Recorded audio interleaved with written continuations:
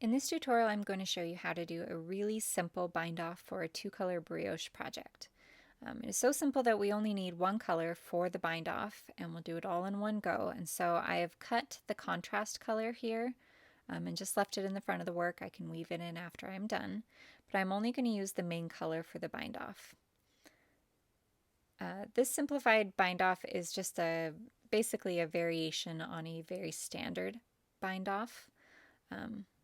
Which requires you to knit the first stitch,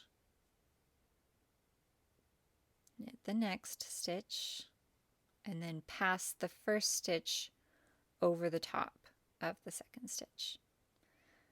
And then we do it again. We have one stitch on our right hand needle. We're going to knit the next stitch. With brioche, this knit is technically a brioche knit because we have the main color and the yarn over with it. So we're going to work it together as one. A Burke stitch.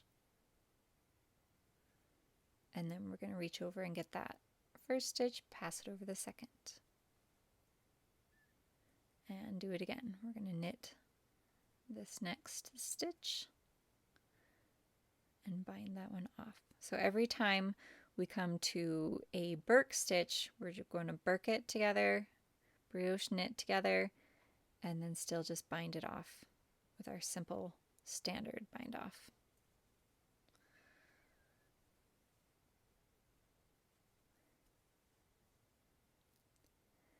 It saves us the step of having to work across a row of just converting everything from brioche knitting back to standard knitting before doing the bind off.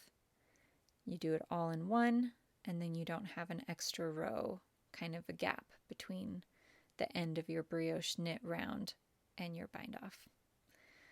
So a couple more times.